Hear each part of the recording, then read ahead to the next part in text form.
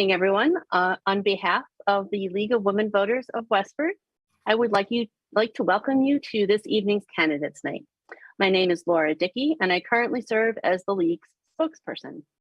We are proud to sponsor this event each year.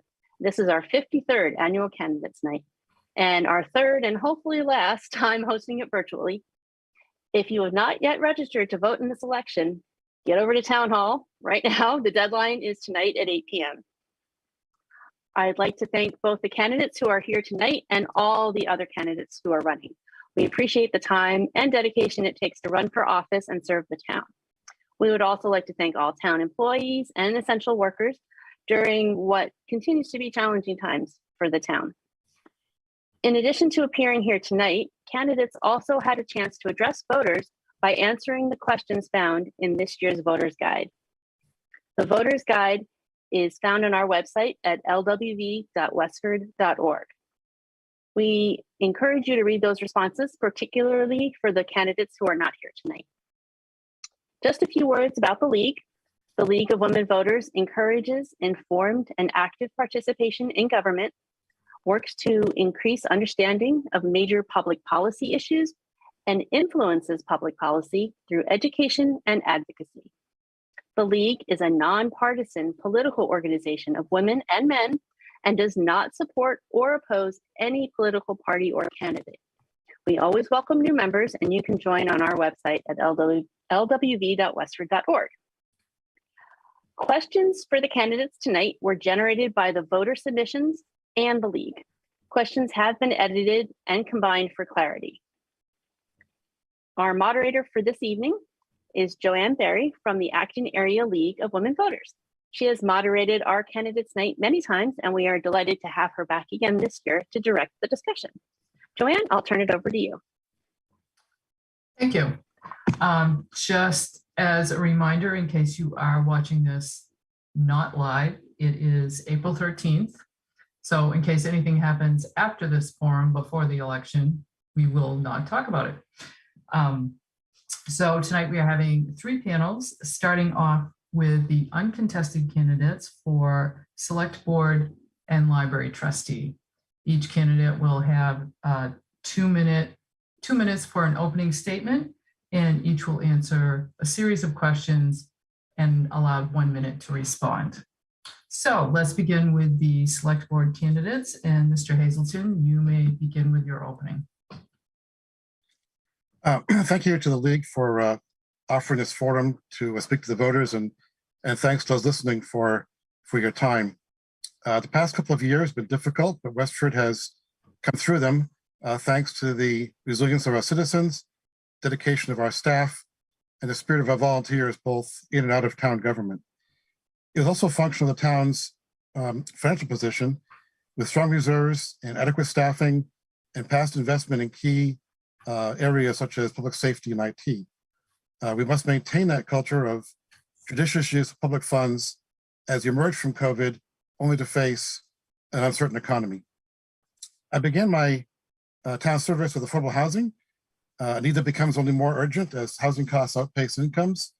It's been a pleasure to work with the 25 Town Farm Road Task Force to save our historic town farm while producing an expanded food pantry and more affordable housing for our seniors. If I'm reelected, I would like to see that become a reality. Also, I've been fortunate to serve on the Town and School Safety Task Force, co-chairing with Tom Clay, where we've been able to improve not just our physical safety in schools, but also mental health and wellness throughout the town.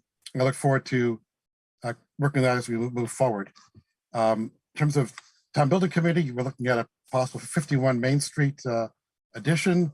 I'm proud to be working with them on the fire station that has been built on time and under budget, and look forward to working with our Sustainability Committee and Energy Committee to make the new town center building something to be proud of.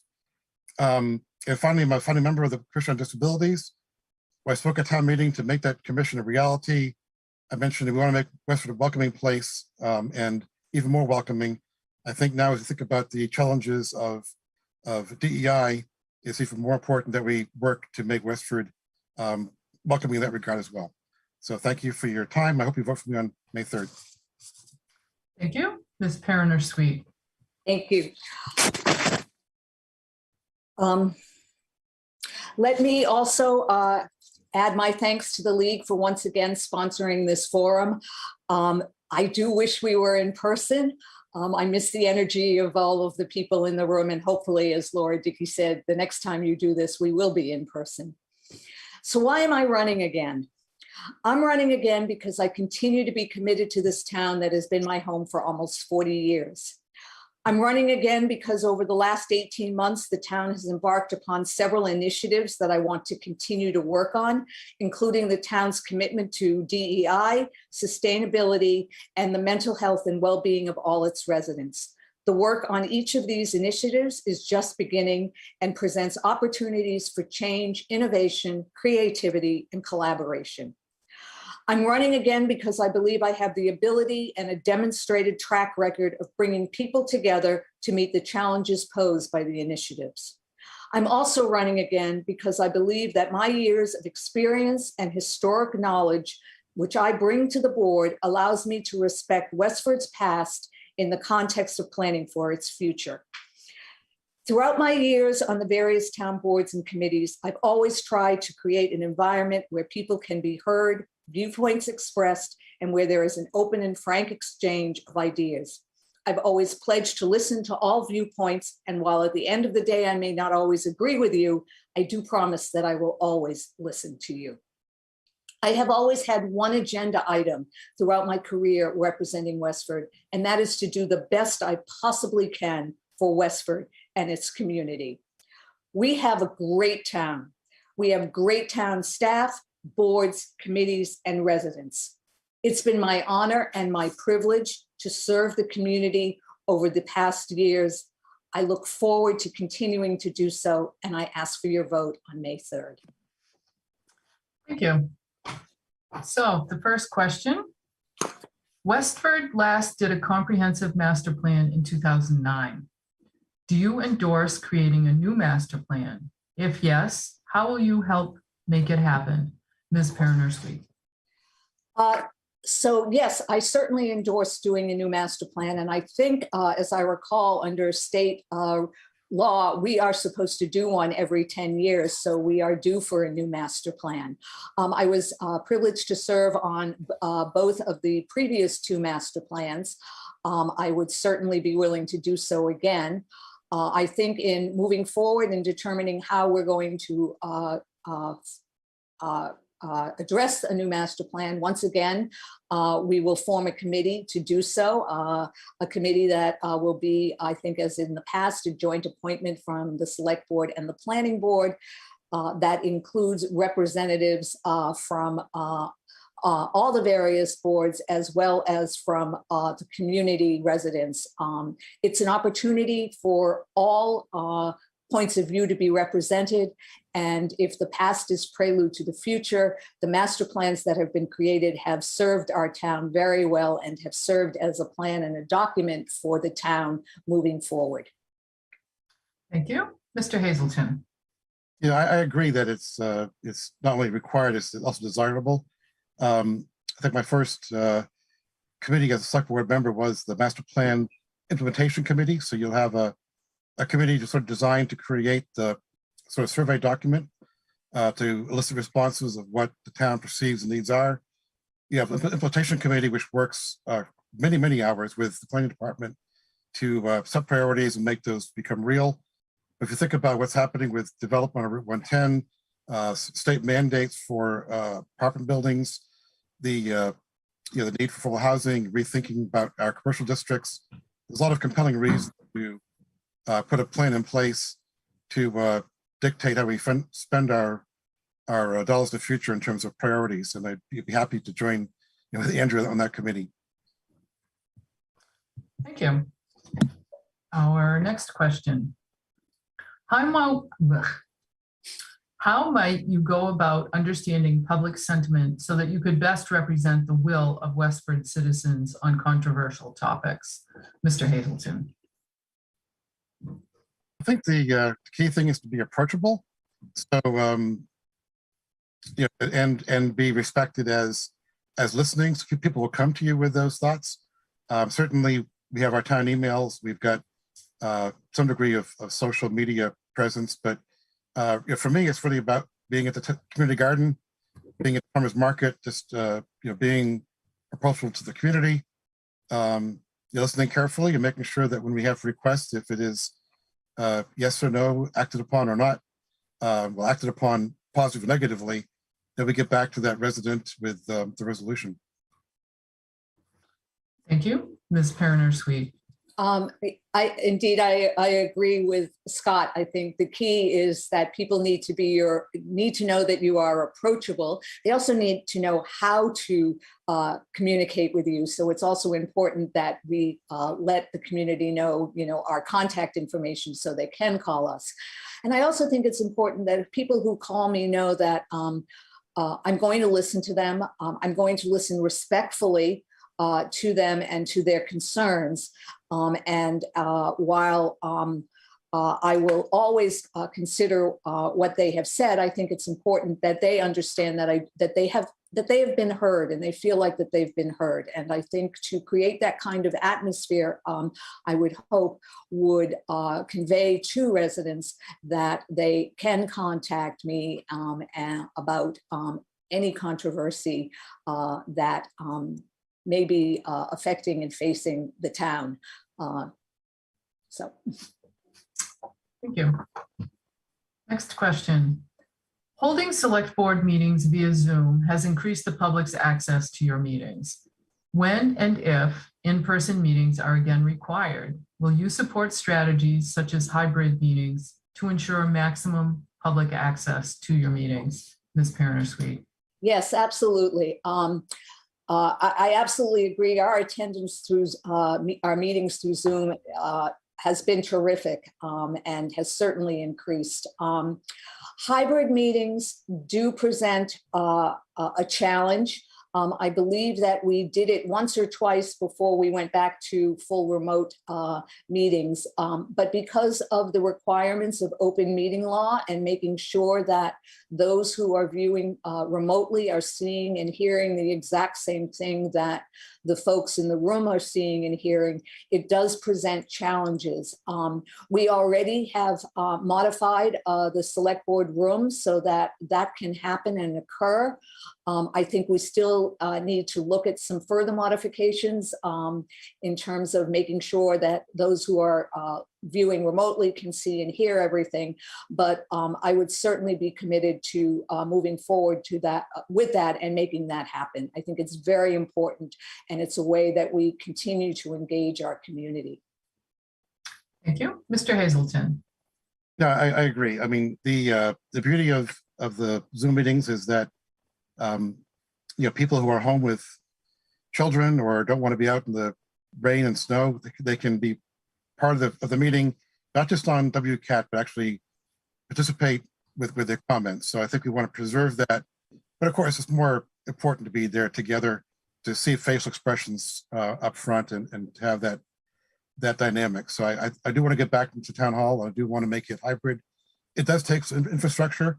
As Andrea mentioned, we've got that installed. We need to make that, I think, perfected with more trial and error with actual meetings. And I would suggest that as a town, we should also make this hybrid available to our other highly visible, policy committees, school committee, planning board in particular. I think would benefit from having the same resources. Thank you. And your final question. Do you think it is financially responsible to continue planning to build a town office building to replace the old fire station on the common when there is so much office space available in commercial buildings all over town, including at 70 Boston Road? Mr. Hazelton. Yes, and for I think several reasons. One is the proximity to town hall is important. Being part of the same complex is important. Having the backup power required for our IT department is important. The people will be in there, the facilities, the Veterans Affairs Director, a new position for sustainability, and a new position for mental health and wellness. So I think it's important adjacent to the current Board of Health employees, the planning department, and the town manager. So I think there's compelling reasons from a location standpoint and also from a just physical structural standpoint that we can best abide by the state requirements for things like backup power by being in a new building. Thank you, Ms. Perriner-Sweet. I too continue to support the design and construction of 51 Main Street. I think, as Scott has mentioned, it's important that our town offices and our town employees be in proximity to one another. I think it's important that that the IT people be near Town Hall and near the center of communications, so that if that there is backup and that everybody can communicate with one another. I also think at this point, you know, a lot of this has been a 5-year project, at least. A lot of time, energy, and thought has gone into this. And in fact, the building now, 5 years later, is a much better designed and much more efficient building than it was when we started 5 years ago. So I am still committed to seeing this project through. All right, thank you. And that concludes hearing from our 2 select board candidates. And now we'll move to the library trustee candidate, Mr. Secor. 2 minutes for your opening. Thank you, Joanne, and thank you to the league for hosting this. My name is Glenn Secor. I am currently on the Library Board of Trustees. I was appointed in 2018, ran for a 3-year term in 2019, and I'm running for another 3-year term this year.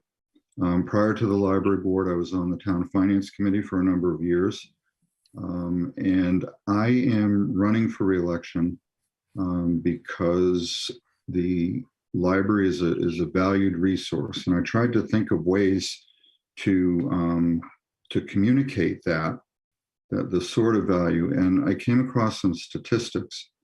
So bear with me. These are from the last full year pre-COVID. So fiscal 19, the last year pre-COVID. In fiscal 19, the library had 711 daily visitors, 1,344 daily checkouts, 43 book groups were supported. The library was open for 314 days. There were 2,092 meeting room bookings per year. There were 513 library programs attended by 15,491 people. The highest circulation month in the library's history actually occurred sort of during COVID, August of 2021, as we were coming out of it. 46,000 items were circulated that month. And in fiscal 19, we circulated almost 425,000 new items. So those are some numbers to back up what the library does for the town. Thank you. First question, as Westford continues to move up the wait list for the state grant to help fund the library renovation and expansion, what ideas do you support for raising the additional needed funds? Well, we'll have, so right now, let me give you the numbers that exist today, and these are from 2017 when we applied for the grant. The projected cost at that point was $21.4 million. The Mass Board of Library Commissioners grant would be 7.8. We proposed to raise 1.3 million through private fundraising, and that would leave the town's share at 12.3 million. Understand that those are 2017 numbers that will need to be updated for new construction. I think that's how the money needs to be raised. I think there's some private fundraising component to it. The grant is a big component of it, almost $8 million. And then there's going to be the town's share of that. Thank you. What are the trustees' plans for campaigning for approval by voters at town meeting and at the polls to fund the library expansion once the state grant is announced? To be out there at every forum that we can possibly attend. We'll use all of the library's communication resources that we are allowed to. Basically, just the plan is to be out there and to talk about this and to be prepared to make the case for why the town should take on this particular building project, which, while again there's a state grant to it, there's a healthy town component to it, and we're mindful of that. It's not like this is a free expansion. The town's share of it is considerable, but the what the state kicks in is also considerable. Yeah. What are the trustees' plans for continuing to provide library services during the building expansion and renovation project? So Ellen Rainville, the library director, would be able to answer that question in more detail. Ellen can answer almost any question about the library in detail and right off the top of her head. But it may be that the library or part of the library will need to be moved to a different site so that services can be maintained. It may be that there'll be movement within the library to make space for one area to be done and then another area to be done. So nothing's been finalized in that regard, but that's going to be one of the challenges. And the idea is not to take the library out of commission for 2 years or however long the construction lasts. Thank you. And final question. Holding town board and committee meetings via Zoom has increased the public's access to these meetings. When and if in-person meetings are required again, will you support strategies such as hybrid meetings to ensure maximum public access to trustees' meetings? Absolutely, absolutely. And our meetings generally don't draw a lot of attendance from the public. They are open to the public, and we certainly welcome people. But as we move into this this next phase of the library expansion and trying to get town approval for the final project, we will be encouraging people even more than we do today to attend our meetings. And if having them be hybrid, having them be virtual, having them be in person, whatever works best for people. And yes, if hybrid is the format that would encourage the greatest participation, then we would very much support that.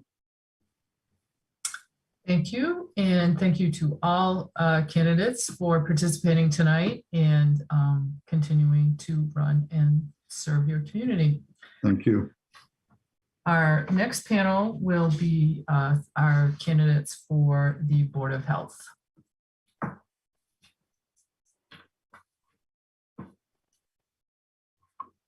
Oops.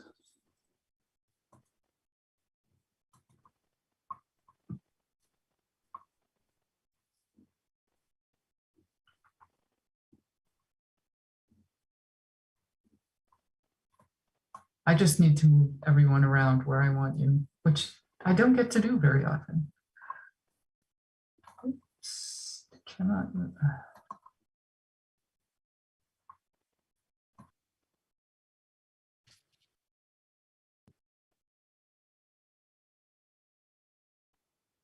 Okay, welcome to the candidates for Board of Health.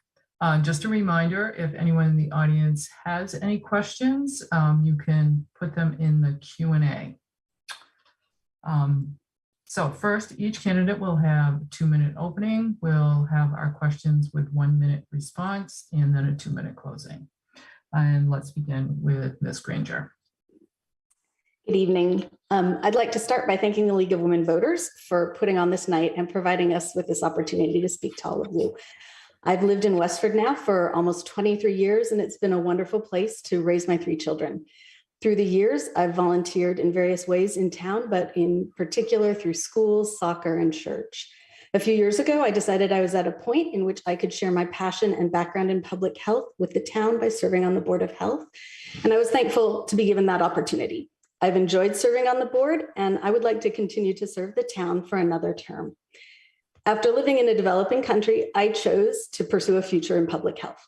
I worked for the state in the Department of Maternal and Child Health, and then got a master's degree in health policy and management from the Harvard School of Public Health. Now, as a member of the board, I enjoy working with the other board members to fulfill our mission, which is to achieve the highest level of wellness for all Westford residents and employees by reducing the incidence of illness and death. As a board, we work with the health department to assess community needs, adopt and enforce health regulations, and implement improved community strategies to provide health programs and services. To many, this might not seem very exciting, but it's really what I still am passionate about even after the past 2 years. The past few years have unfortunately been dominated by the COVID-19 pandemic. During this time, the board met often to address the new and changing information on the pandemic and pandemic response. I participated in additional meetings weekly with the state health department and worked hard to stay abreast of the most up-to-date information related to the pandemic, reading the latest studies from around the world on all things related to COVID, following town, state, national, and international data trends, keeping spreadsheets, and doing the best I could to keep up to date and share information with the residents of Westford. I think it's important to be approachable and want Westford residents to know that they can reach out to me with their concerns. And when concerns are brought to me, I try hard to answer them or look into a way to get them responded to. Thank you. Thank you. Ms. Handley. I would also like to thank the League of Women Voters for this opportunity tonight. I have been a Westford resident for the past 27 years and on the Board of Health since 2009. I am grateful to have had the opportunity to serve on this board and give back to my community. A few other things about me: I'm married with 4 grown children, a daughter-in-law, son-in-law, and 3 amazing grandchildren. I have worked as a registered nurse for the past 36 years, 22 of them as a middle school nurse here in Westford. I received my BSN from Boston College in '86 and my MSN at Sacred Heart in 2019. Besides my involvement on the board, I have also been a member of the MRC for many years. I'm an appointed member of the Town and School Safety Task Force, was on the COVID committee last year, involved in contact tracing in both Westford and Tewksbury, worked at COVID clinics administering the vaccine, and have volunteered in youth sports and at St. Catherine's. The last 2 years as a Board of Health member have been the most difficult of my tenure. The pandemic has resulted in a great deal of fear, anger, and division. Through it all, the board, Ray Dick, our health director, and Gail Johnson, our public health nurse, as well as other members of the department, stayed current with recommendations and with the ever-changing updates from the state and the CDC, and made sure this information was shared with our residents. It has been a privilege to work so closely with a hardworking group of people who have always put the interest of the entire community first. Since joining the board, my goals have centered on mental health. Although the pandemic has caused a surge in mental health concerns in children and adults, I am grateful that it has become the hot topic, with support both locally and nationally for an increase in services, education, and support. If elected, I look forward to being involved in more mental health initiatives, as well as the development of the community-wide mental health task force that is being rolled out by the health department this month. I ask for your vote on May 3rd. Thank you. Ms. Mackey. Hi, yes, thank you. Thank you to the League of Women Voters and my fellow candidates, and also to the residents of Westford. My name is Melissa Mackey, and I am running for the Board of Health because I have a background in healthcare and I have a desire to serve and give back to my community. Professionally, I have a Bachelor's of Science degree in clinical laboratory medicine, and I currently work for Lowell General Hospital as a clinical lab scientist. I am also part-time adjunct faculty at UMass in Lowell, where I teach in the Biomedical and Nutritional Sciences department. I believe that my clinical hospital experience is a really important perspective to have on the Board of Health. I believe it'll create a more broad dialogue and conversation that will consider the unique health needs of all members of our community. In addition to my professional healthcare experience, I am also a proud veteran of the United States Air Force. Serving our country has given me foundational skills in leadership, a strong work ethic, and experience working with people from diverse backgrounds. I have had the privilege to be involved in a variety of community councils and committees, including the NAB-NASSET Parent-Teacher Organization. I'm on 2 school advisory councils, both for NAB-NASSET and Abbott Schools. I'm the current chair for CPAC, which is the Special Education Parent Advisory Council. And last year I was on the COVID Advisory Council for Westford Public Schools. Personally, I have a mother to 3 children. My husband and I have a 9-year-old and 2 6-year-old twins. And we also care for my husband's 87-year-old father. I want to bring my professional and personal experiences to the Board of Health and share my perspective and understanding of the health needs for the Westford community. I look forward to answering more questions tonight. And thank you. Thank you. So our first question is, what is the one most important issue that motivated you to run for the Board of Health? Ms. Hanley. I have been passionate about mental health issues since my own daughter was diagnosed 20 years ago. And that has always motivated me. This past year has been, past 2 years, the focus has been completely on the pandemic. And we have seen a rise in cases of mental health in both adults and children. The focus going forward, as we've leveled off with COVID, please God, is to focus now on helping people that have been detrimentally affected by the pandemic with their mental health. It's been an issue even way before the pandemic ever hit. And again, as I said in my opening statement, I'm grateful that because of the pandemic, it has become more to the forefront, and there's lots of money and support both nationally and locally to support mental health. And that is really the main reason I'm running again. Thank you. Ms. Mackey. So I have been fairly active and involved in a variety of other councils and committees in town, and I've really enjoyed working with people who have a desire to create and drive meaningful change for their community. I believe that my current hospital experience is an important perspective to have on the Board of Health, and I do think that boards are best served when we have a variety of expertise and experiences.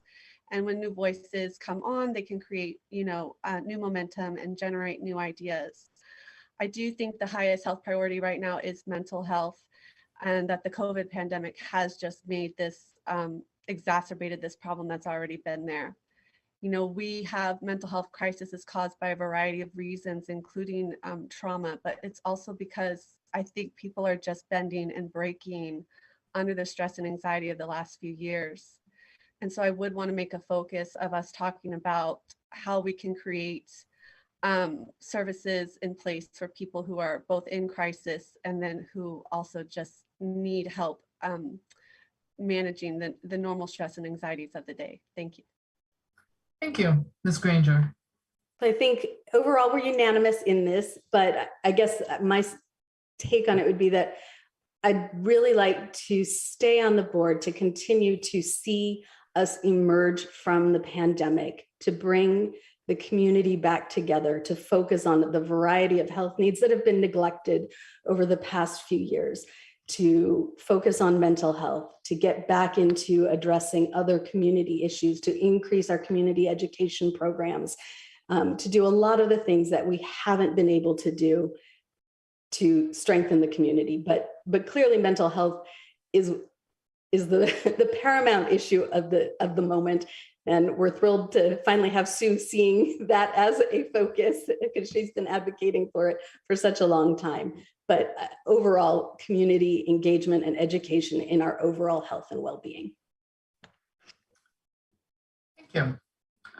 Next question. What measures do you propose to prepare for potential future upticks in COVID or an outbreak of another yet to be known contagion? Ms. Mackey.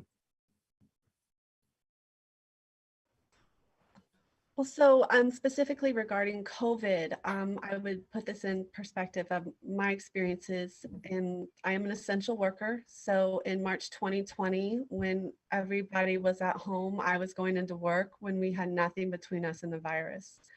And so I'm very happy to see such meaningful tools for mitigation in 2022. We have a very strong system in place to combat COVID, including our vaccines. We have solid treatments and therapeutics and testing capabilities. We also have the test and treat program that is very powerful. So as we continue to move through this transition from pandemic to endemic, I think it's important that we ensure that those at higher risk stay up to date with their vaccinations, that they are prioritized for testing, and that we promote and advocate for community members to have strong relationships with their primary care doctor or other trusted healthcare professional so that they know what their treatment options are and that they can help manage their health. Thank you. Thank you. Ms. Granger.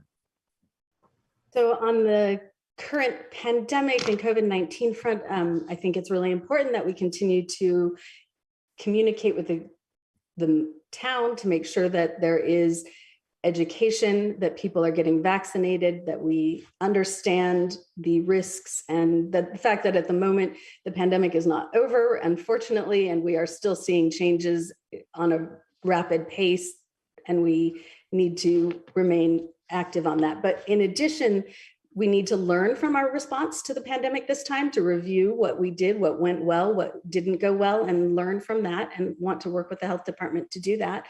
We also know that many town residents are generally not well prepared for emergencies. Very few have emergency kits and emergency family plans. And so I'd really like to work with the health department to increase our education and training around that sort of emergency preparation.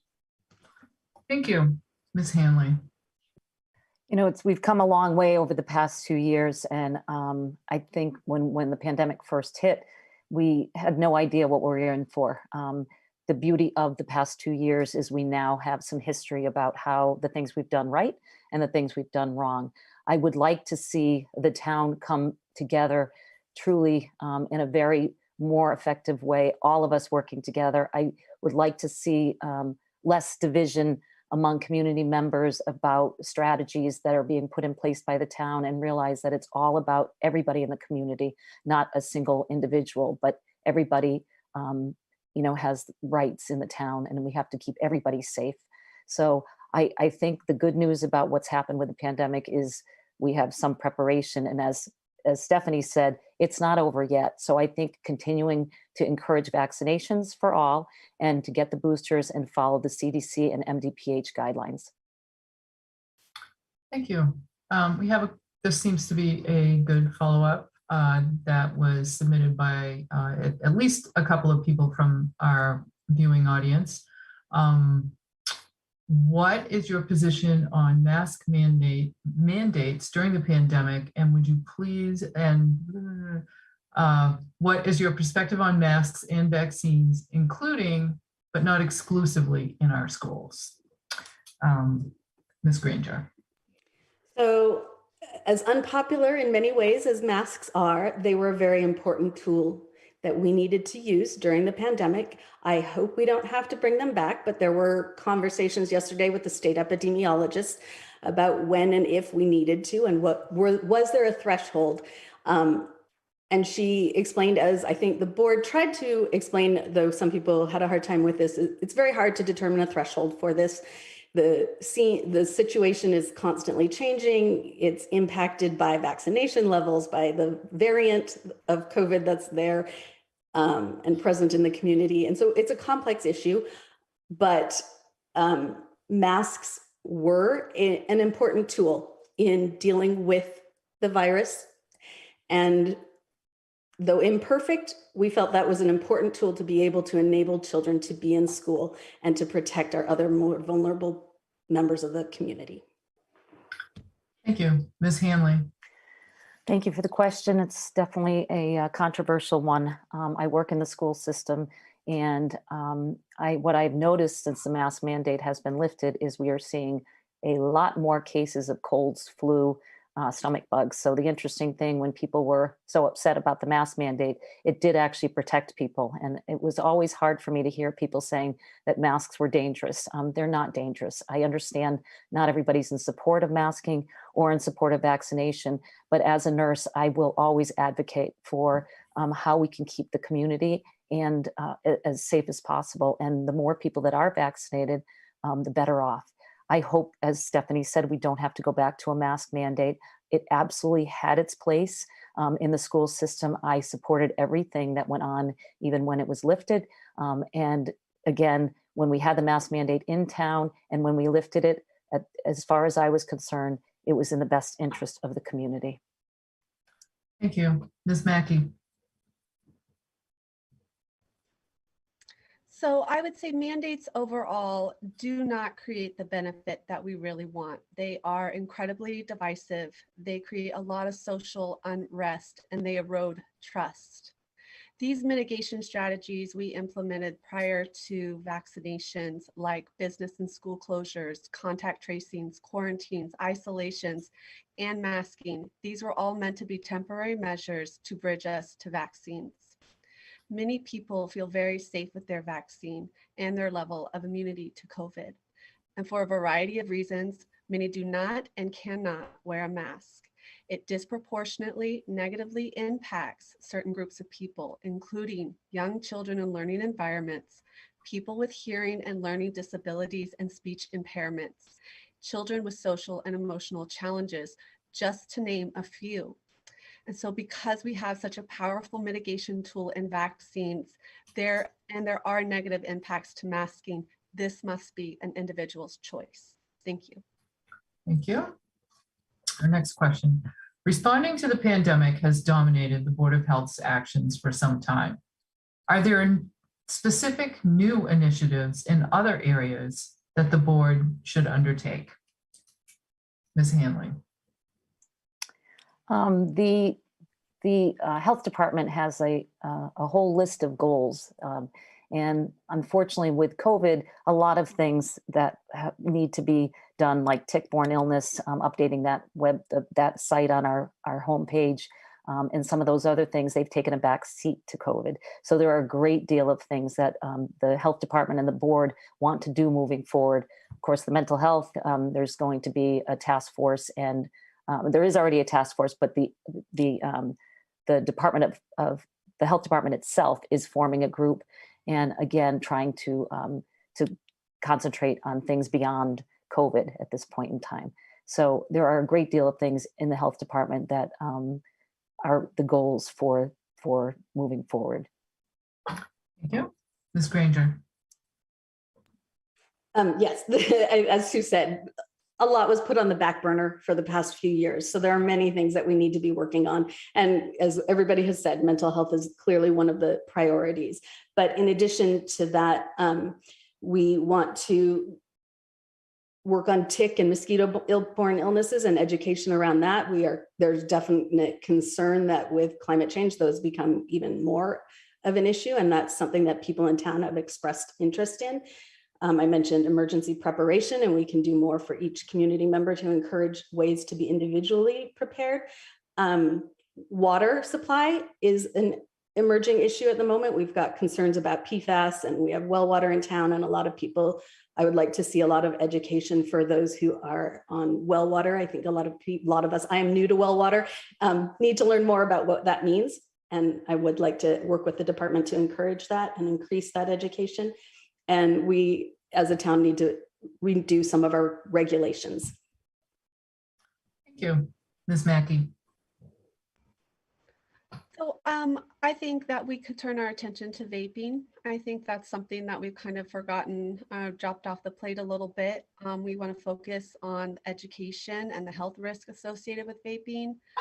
We know that there's certain challenges that are in place is because of the marketing strategy that is used for vaping. You know, it looks cool, it's got great flavors that cover the taste of nicotine, and there is a perception that it's low risk. And we have the social aspect that kids think it's cool and they're influenced by their peers. So we want to educate children at an age appropriate level on a continuum. We also want to educate parents on what to look for and how to talk to their kids. We want to focus on intervention and prevention, prevention and treatment at an individual level, a school level, and a community level. And then we want to work with community partners and establish, what programs will be implemented where, and with the understanding that these programs will all work collaboratively together. Thank you. Thank you. We have another question submitted from our viewing audience. What do you think can be done about reducing the spread of misinformation in our community? I continue to hear misinformation from the public during public forum at board meetings. Ms. Granger. I appreciate that question. And it definitely was a problem in our meetings and is a problem in the world around us at this point in time. And it's a very difficult one. I'm a public health passionate professional, not a huge policy in general person. So that's a challenge, but we have tried really hard to make sure that correct information is what is shared on the website and on our Facebook page as a town. And I've been working with our health director to increase that presence and to use some of the available resources. I worked with the Academic Public Health Corps, and they have some terrific resources that we can incorporate in our town to make sure that what we're sharing is correct and good data. Thank you. Ms. Mackey. So I think the term misinformation has been somewhat weaponized to be used for when you don't agree with another person's point of view. And so what I would really like to do is not censor one another. If people have viewpoints, they can bring them forward. I think we should stop being quite so paternal with people and allow them to, or understand that we have a very educated community that can read and seek resources and make decisions for themselves. Thank you. Thank you. Ms. Hanley. So that has been a very controversial, without a doubt. What I struggle with misinformation, because I do think there is misinformation. You can find anything you want on Google these days, and anything to support your view you can find. And I know there were times that we received emails, and then we were told that we didn't share that information with the public, for example. And the reason we didn't was because it wasn't information that we got from the reputable sources that we were using, like the Mass Department of Public Health, from the state epidemiologist. As Stephanie said, we were on calls with the state. I was on calls with the state twice a week early on in the epidemic. So the pandemic. So I did struggle during public forum when people were challenging us on certain topics. People are entitled to their opinion, but we shouldn't be sharing information that isn't sound and what we should be following as Board of Health members. Thank you. So that leads to the next question quite nicely. What sources do you rely on CDC, NIH, and other government agencies when making recommendations for our community? If not, what sources of scientific information do you rely on? Ms. Mackey. Yeah, so throughout the pandemic, I thought our Massachusetts Department of Public Health had a very robust information system. They provided great guidance and very thorough guidance for communities to use.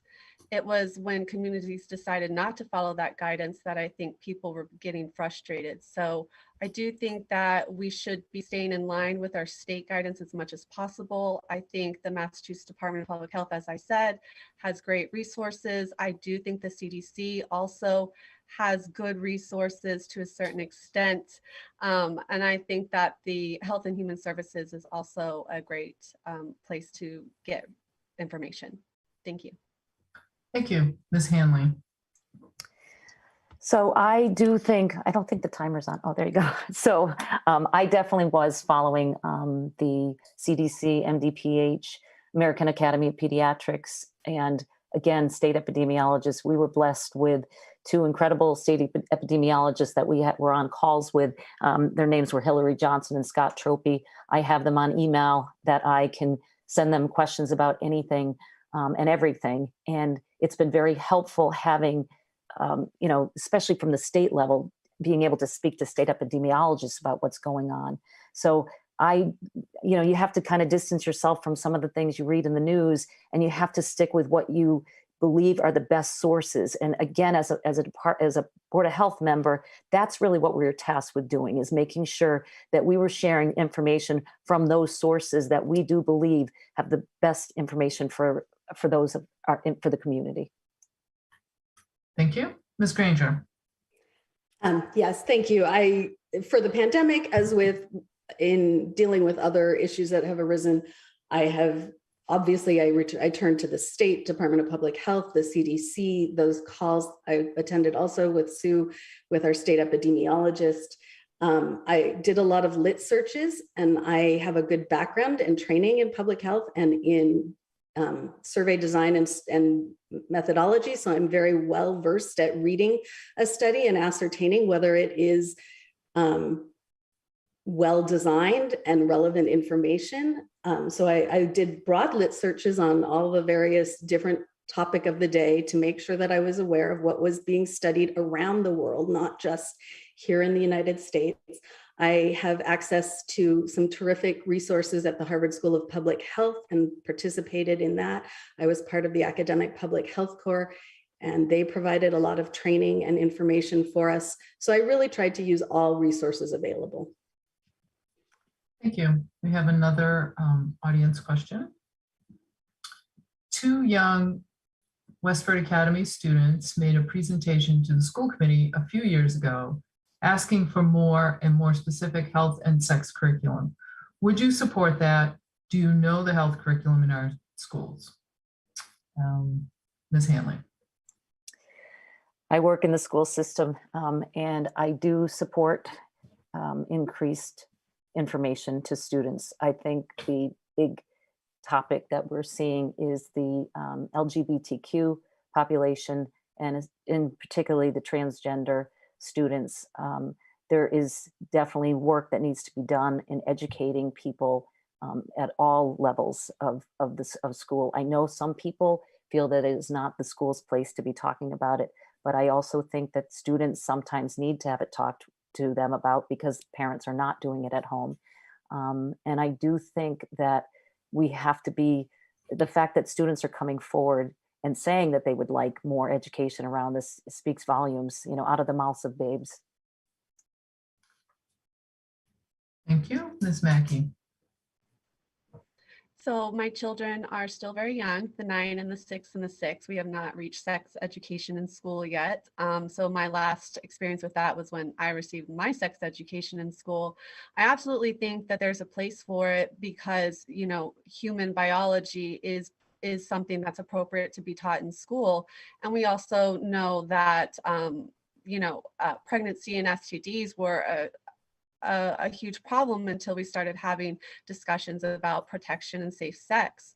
So I do think that there is a place for it, and there's an age appropriate place. And there's also a communication between school and home so that parents are informed of what's being taught to their children. And so it's not that I think people do not have a problem with sex education being taught. It's when it's taught at an age appropriate level, and that parents are included in the conversation. Thank you. Thank you. Ms. Granger. So my last child graduated from WA last year, and they received whatever was taught. I did not review all of the materials that were taught, and I'm not sure what the current proposal is, so I can't say specifically that I support it, but I do think that information is powerful and generally a good tool, and that as a parent, my job is to discuss then with my children from our perspective how we process that information that's been shared. But generally, I believe that the more information we have, the better prepared we are to go forward. Thank you. And that brings us to Closing statements, each person has 2 minutes. Ms. Mackey. Okay, well, great. Thank you again for the opportunity to be here this evening. I hope that the Westford residents will give me their trust and allow me to serve on their Board of Health. I promise that I will work to keep our community healthy and strong by maximizing strategies for healthy living, both physically and mentally. I will work to keep our air clean, our water and food safe, and ensure that we have equitable access to services. I want to encourage full, well-rounded discussions on our board that have an acceptance and an understanding of how the lived experiences of people's lives impact their health choices. I want our Board of Health to prioritize education so that people have the tools to make their own informed decision regarding their health and their family's health.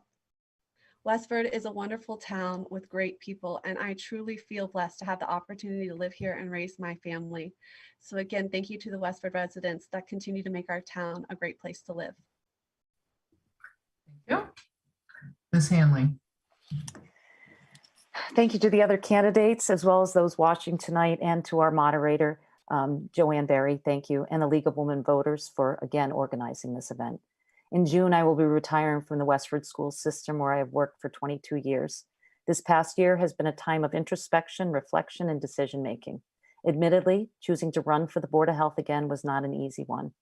Myself and my fellow board members this year were accused of many things, including being liars, dishonest, and not operating in good faith. A petition was circulated calling for the overdue resignation of every board member. Through it all, Stephanie, Zach, Michelle, Joanne, and myself continued to do the work we were tasked to do when we were elected in the first place, to listen to the guidance from reputable institutions and make decisions that we believe are in the best interest of our residents. Any decision I have ever made, especially related to COVID, was not fueled by fear, but rather by the latest guidance from state epidemiologists and Mass Department of Public Health. As a contact tracer, I had the opportunity to speak with many residents, share educational information, and support them through their battle with COVID. It was a humbling experience and something I will forever be grateful for. While administering the COVID vaccine to first responders and other members of the community, I felt like I was giving liquid gold. I have loved being part of the COVID support team. And as a Board of Health member, I will continue to advocate for vaccinations and other necessary mitigating strategies if COVID once again becomes unmanageable. I hope to be reelected one more time. There's still so much work to be done in the Westford community to support the physical and mental well-being of our residents. Collaborating with other boards on the Town and Safety Task Force and supporting the goals set forth by the Health Department are a top priority.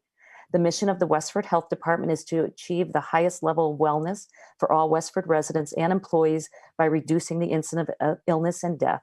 I want to be part of this mission. Thanks for listening. Thank you. Ms. Granger.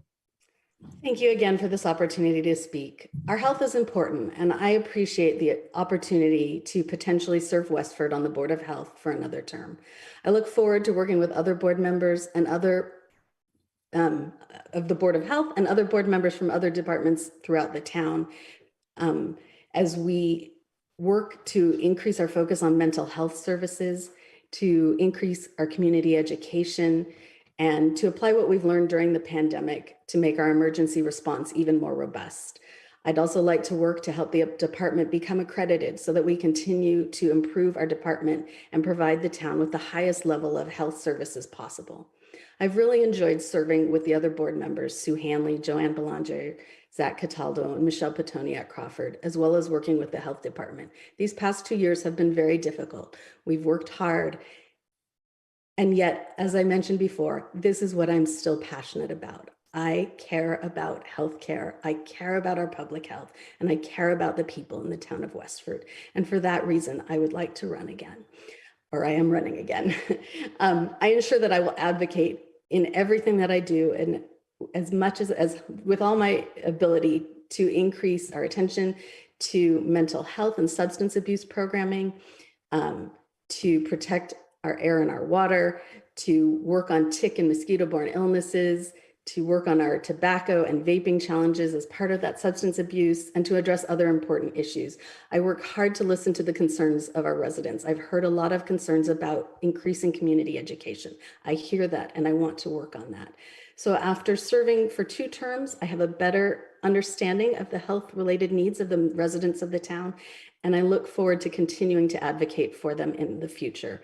I thank you all and appreciate those who are watching and appreciate your support and hope for your vote on May 3rd. Thank you. And thank you to all 3 candidates for participating tonight and for running for this very important office. Thanks. Our final panel will be the candidates for school committee.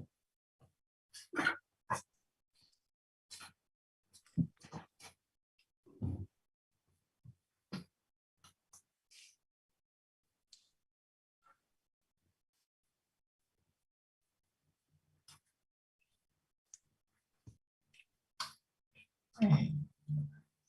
Everybody is aligned. So welcome to the candidates for school committee. Each candidate will have 2 minutes for an opening statement, 1-minute responses to the questions, and a 2-minute closing. So let us begin with Ms. Garcia. Thank you so much. Hi, Westford. Thank you to the League, our moderator, and to everyone watching for this opportunity. In 2012, my husband Jim and I bought a 3-bedroom colonial in Forge Village because we had trusted friends in town who raved about the Westford public school system. I'm so grateful that we chose Westford and for all the opportunities that Westford has given my daughters. My older daughter graduated from Westford Academy in 2019 and works for Takeda Pharmaceutical Company. And my youngest daughter is currently a senior in the middle of choosing a college for next fall. I believe that during these challenging times, kids need champions. And for 25 years, I have been a champion for kids. For decades, juvenile court judges appointed me as an educational advocate for kids with complex trauma histories, special education needs, and mental health challenges. I have expertise navigating complex mental health systems and a statewide knowledge of educational policy. I have government relations experience, including legislative and budget advocacy. I believe that our kids need increased mental health services in school so they can be happy, healthy, and successful, and that educators need more support so they can do what they're great at, which is teach the kids in an outstanding school district. I understand what it's like to be a young family trying to make ends meet, and I know that our senior citizens want to keep living in a town where their kids grew up. So we need a fiscally responsible budget that meets the needs of everyone. And we can do that if we work together to balance budget priorities with the current needs of our schools and re-examine what we're using our tax dollars for. As a full-time working parent, I recognize the need for improved communication and collaboration because I know how heartbreaking it can be to miss the important school things. I love Westford. I want everyone to feel welcome here. So I know that DEI is important, and I want us to work together on that.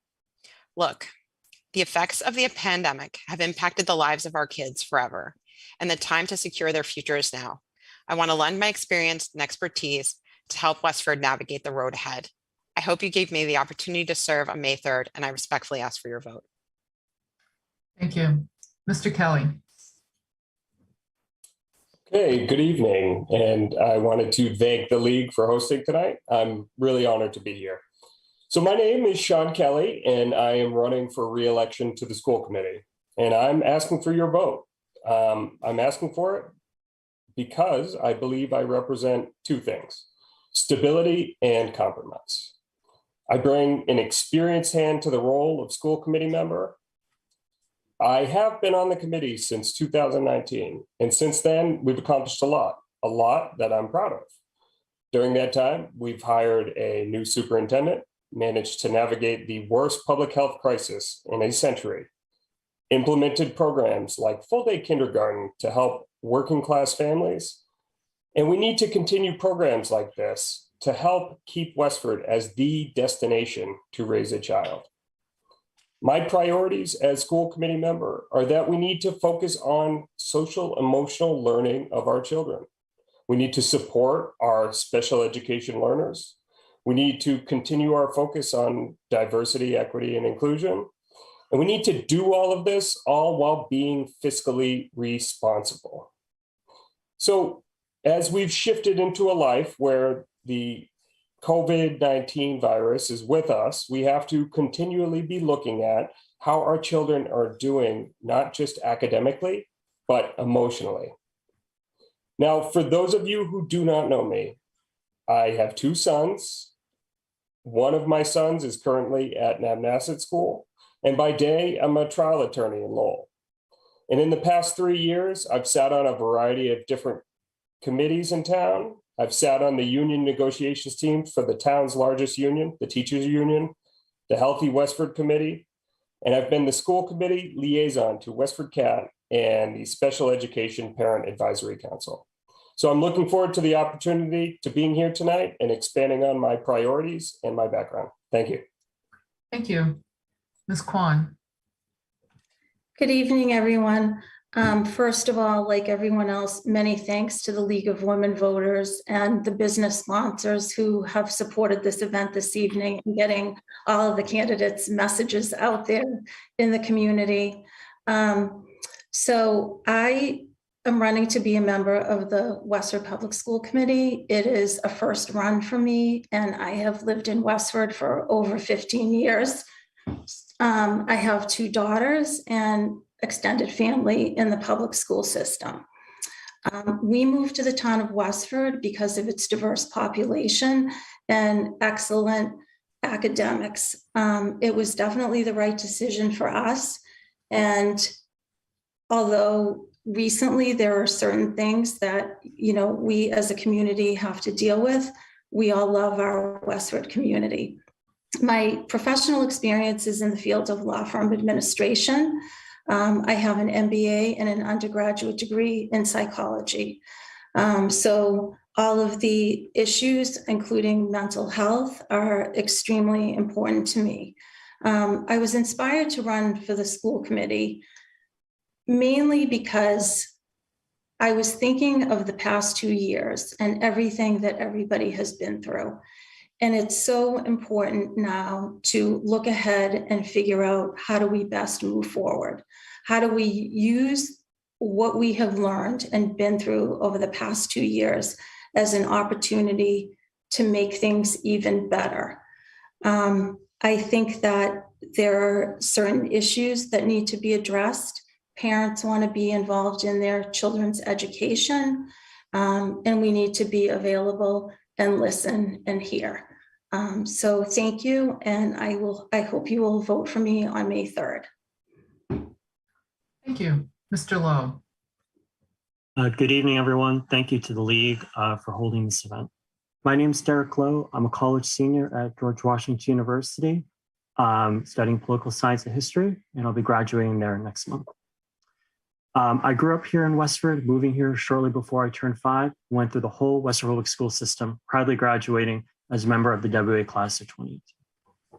For me, I decided to run because I felt it was important to bring the perspective of a recent alum, someone who can say, here are areas Westford has done well and areas where we can improve. And that firsthand knowledge, being able to see the policies the school committee has implemented in the classrooms, is one that we crucially need on our school committee.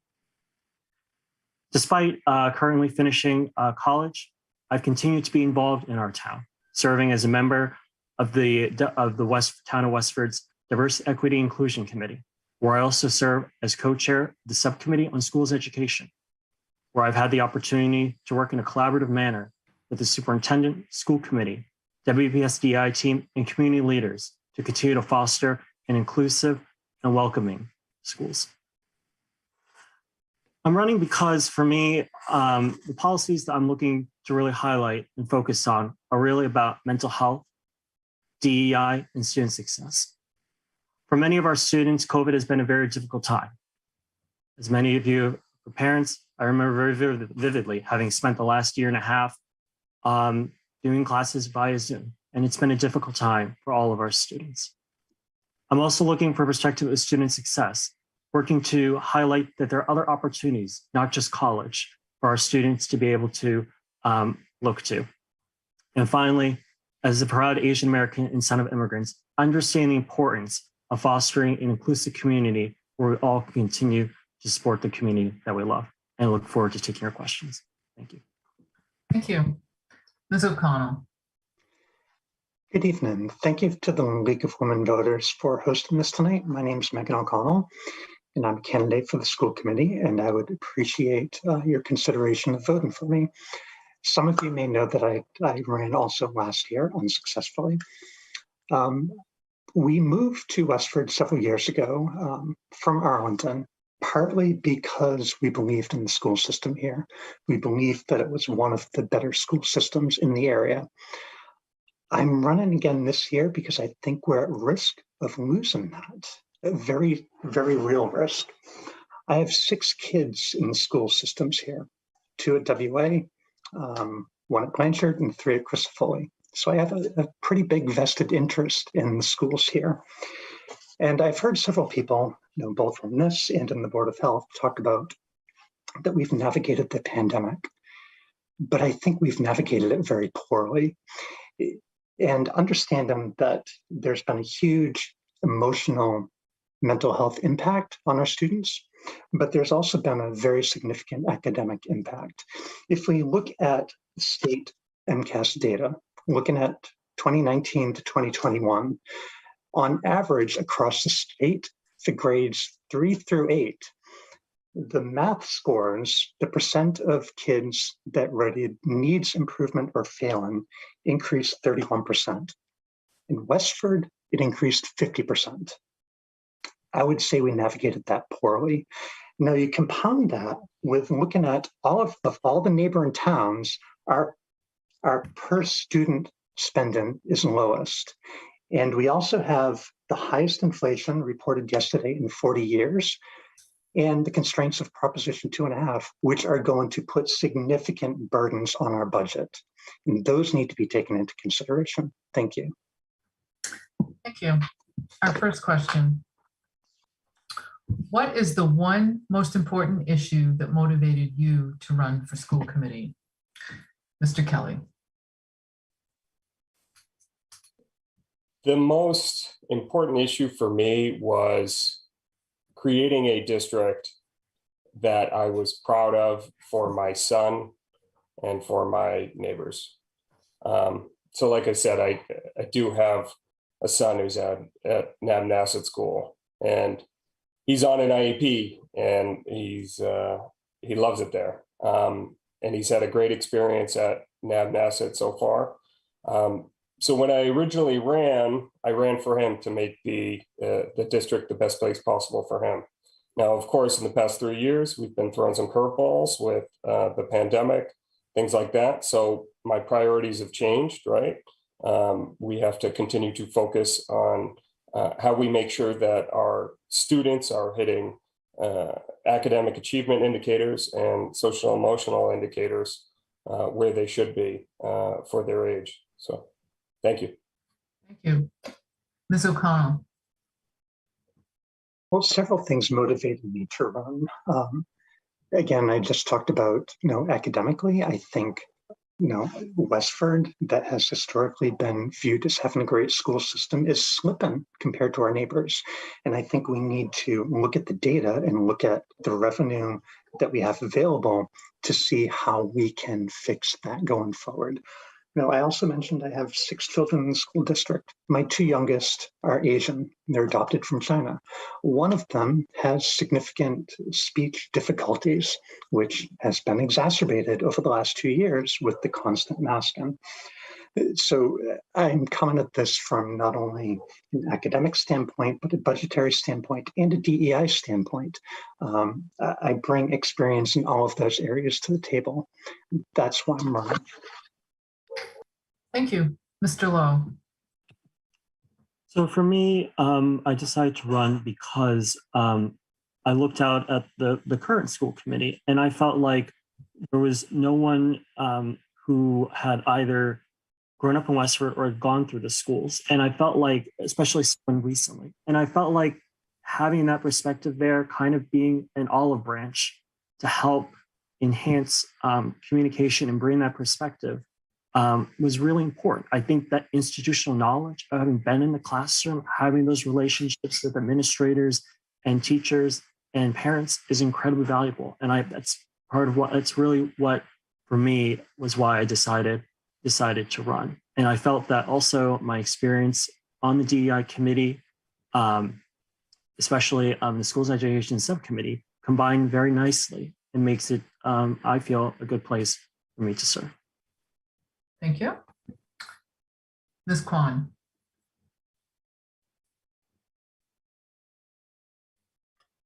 Sorry about that. So as I stated earlier, I really started to think about the different age groups and how this has impacted everybody and what we have been through. And I think that, yes, our students are resilient, but we need to really drill down and figure out ways that we can support them. I think our young learners have been seriously impacted. We have special needs students who have really had a hard time over the past couple of years. I mean, if you think about it, we've gone from, children essentially walking into school wearing masks, never seeing their teachers' faces, to, college students essentially being, in their dorm room alone their whole first year of school. So how can we help our students? How can we maintain our top academics? And how do we use this to move forward and heal? Thank you. Ms. Garcia. Thank you. So I went to law school to be an advocate for kids. I have extensive advocacy experience in helping kids get what they need to be successful. And my advocacy for kids with special needs, my passion for issues around diversity and equity and inclusion, and my efforts to improve the well-being of kids during the pandemic really inspired me to run. I have a strong commitment to service, and I realized that the expertise and experience that I could bring to the table was something that was really valuable during this challenging time. And so I felt like it was really important for me to bring that, to serve where it's needed most. And I know that my organization and myself, we've been a leader during the COVID-19 pandemic, and I've learned a lot and shared a lot on the national and statewide level that I thought I could help bring in my own community. Thank you. Next question. What actions should the school system take to continue to move forward with the important work centered around diversity, equity, and inclusion? What are some ideas you have to bring more teachers of color to our community? Ms. Kwan. So I think that we would need to work together with the DEI. The school committee should work together with the DEI committee. These positions and the new coordinator or director, these positions are created specifically for this reason.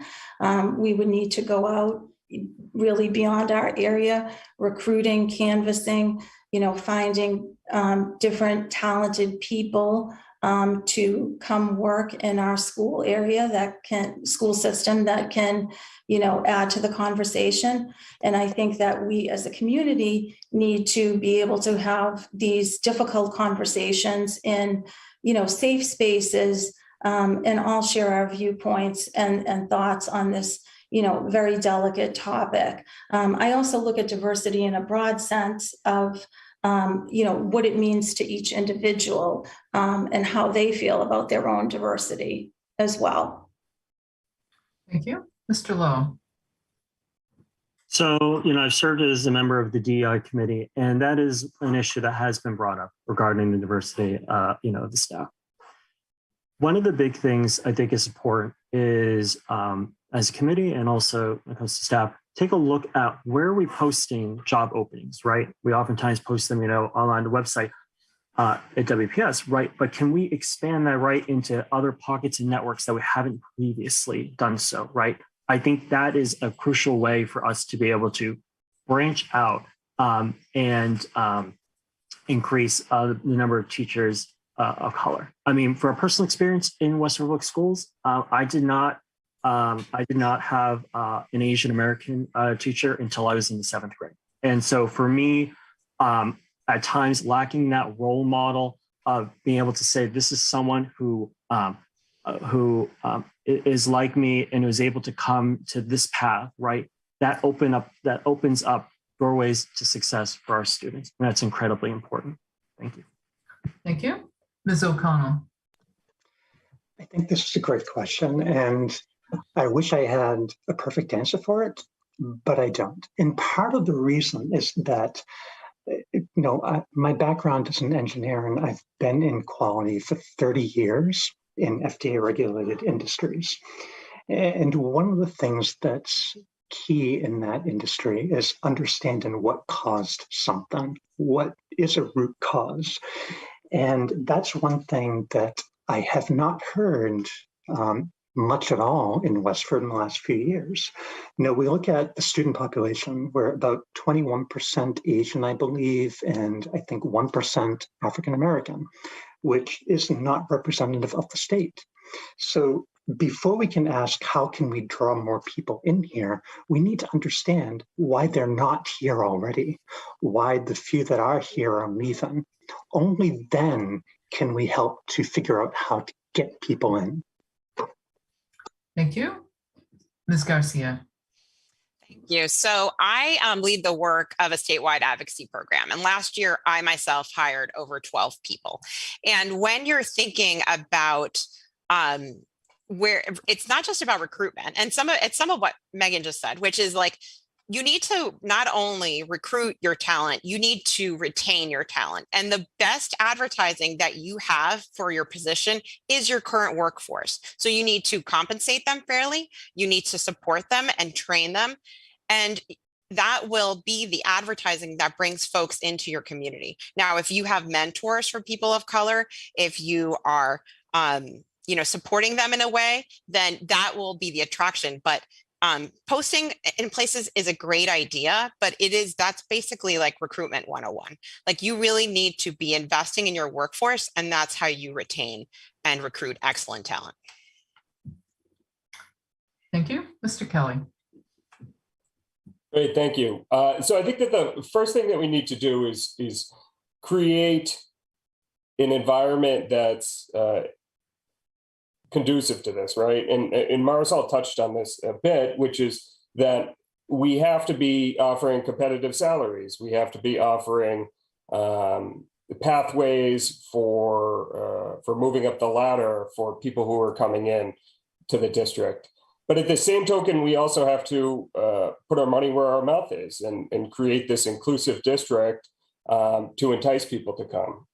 So one of the ways that we can do that, right, and that the current school committee has been in favor of, is there's this new director of equity, curriculum, and instruction. And that director, who will be working at the superintendent's office, this will be one of their focuses. So there's some great promise, and there's some really cool stuff on the horizon that could address these problems. Thank you. The school committee voted to extend the mask mandate beyond the state's requirement. Did you support that decision, and why or why not? Ms. O'Connell. Absolutely not. And I'll tell you why. There's several reasons. One is that the masks may have been an appropriate response early in the pandemic, when not much was known about the pandemic and the effects. But 2 years in, certainly, even 6 months in, I would argue, we had plenty of data, reputable data from the state Board of Health and from the CDC that indicated that that was not really necessary as a universal measure. I've heard many people talk about comparisons to the 1919 pandemic, but it's very different. But apart from that, I think when we look at the issues of racism that we had, the January incident at the basketball game, the student posting that racist item, racism is based on fear. And they extended that mask mandate based on fear, not data. We cannot run our town on fear. Thank you. Ms. Kwan. So I would have let the mask mandate expire on February 28th and followed the state guidelines. First, we had been following the guidelines all along, and I realized that there was fear after the vacation week, but I would have gone along with the guidelines and let it expire. I also think it would have been helpful for the school committee and the Board of Health to have had a joint meeting on this particular topic, or really any COVID-related topics or health-related issues, to come up with a joint decision, because I think that, if you haven't been involved in this for 2 years, understanding the different federal, state, local guidelines, it can be confusing. So I think that the one messaging would have definitely been helpful with a joint decision versus the SC on the Monday and then the Board of Health on the Wednesday. Thank you. Thank you. Ms. Garcia. So it's really easy to Monday morning quarterback someone else's decisions. So I'm not, I don't feel that that's a really great position to be in. But what I'll say is that it's my understanding from following the school committee meetings that the mask was extended for 5 days. And I understand that everyone is really tired of being masked, but we're all trying to employ the best COVID strategies to keep kids safe and in school, and we're all doing our very best. I would always support things that are data-driven and science-based, and that's what I'll say on that subject. Thank you. Mr. Kelly. I can tell you how I would have voted on it, because I did vote on it, and I voted to not extend the mask mandate beyond what the state had suggested. So, and I'll reiterate why I voted that way, which was threefold. So first, that the state had been telling us that it was safe to remove masks. And then also we had the tools in place to prevent any issues. So we had the symptomatic testing program. And then lastly, I had concerns that we didn't have any particular experts guiding us as to whether or not we should extend it for another 5 days. So for those reasons, that's how I came to the conclusion that as to not extend the mandate. Thank you. Mr. Lowe.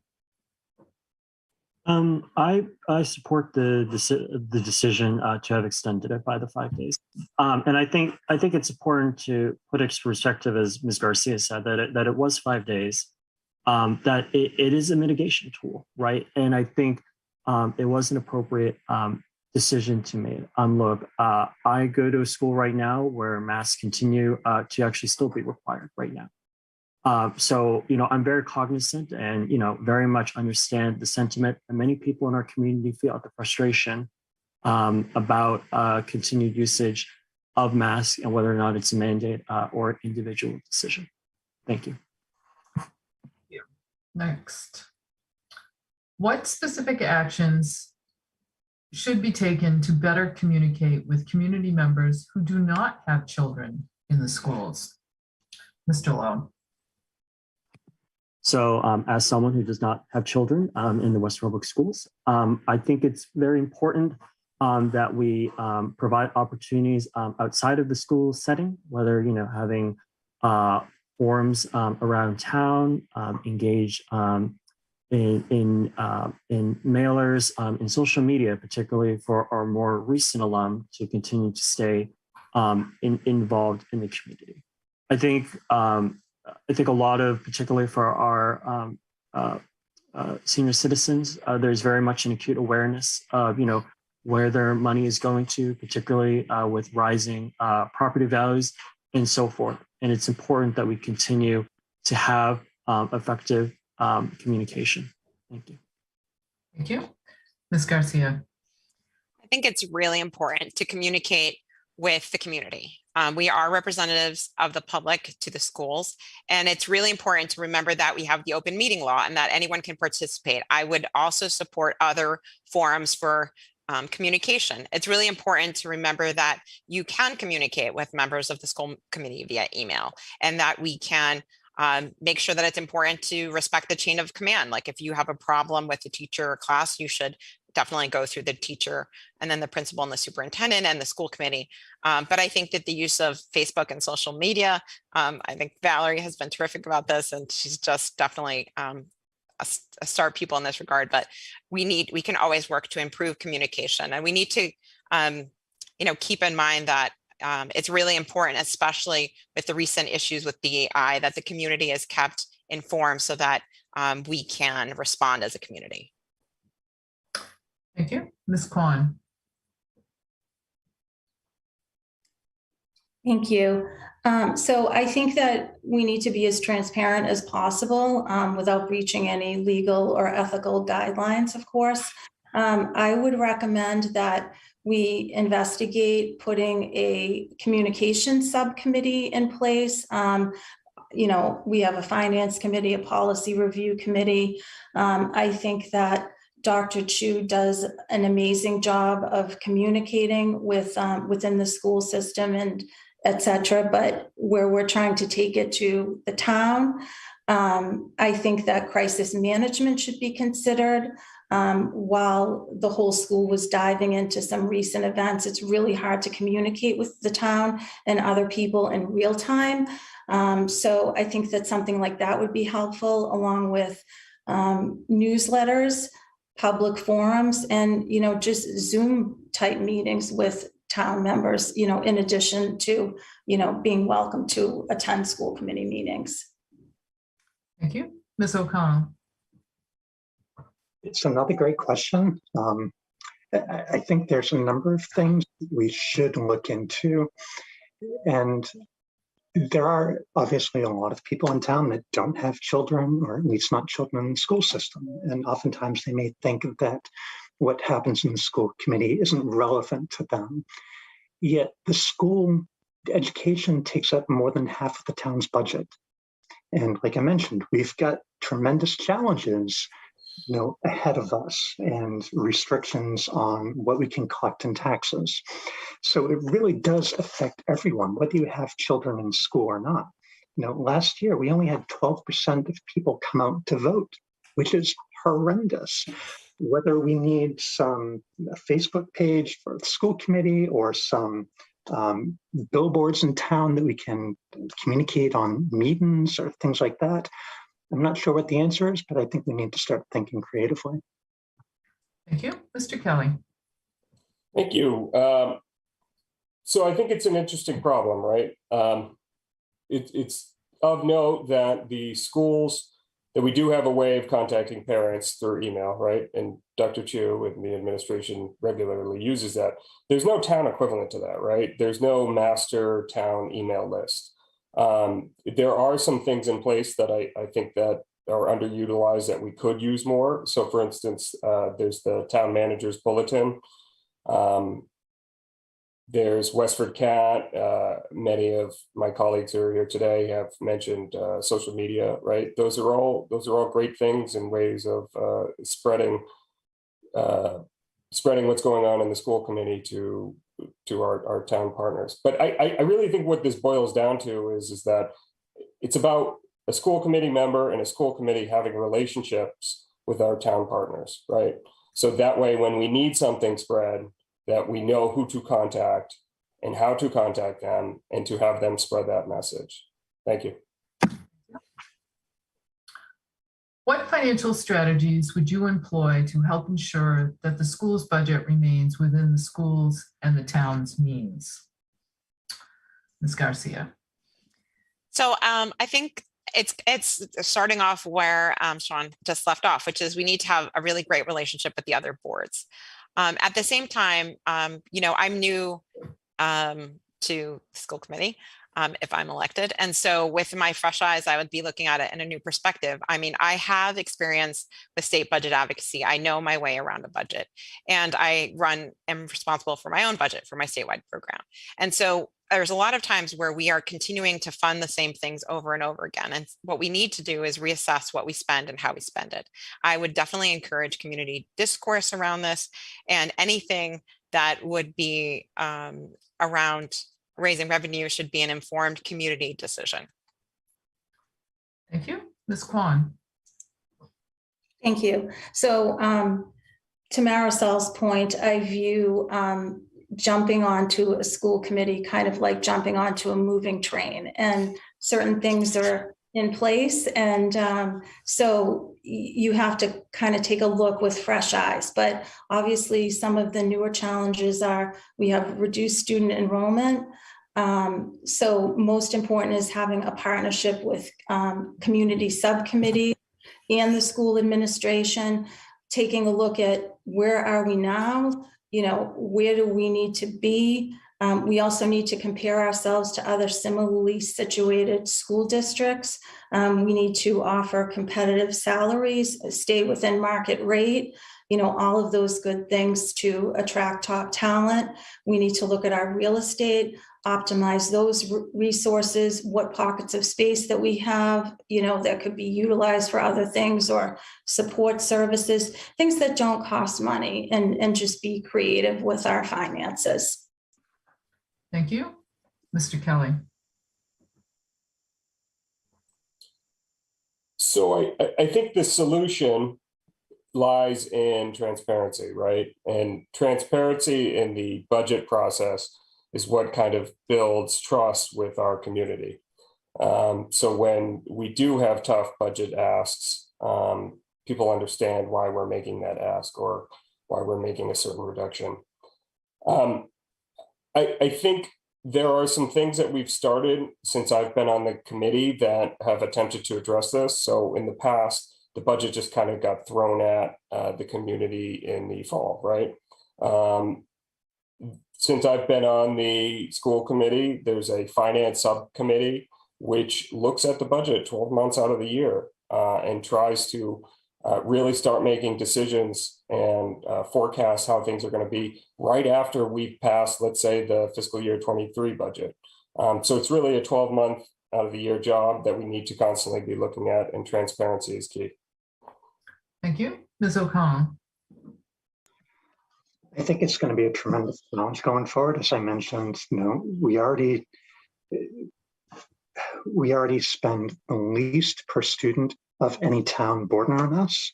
Yet we rank, according to US News, we rank below Acton Boxborough, below Concord Carlisle, below Groton Dunstable.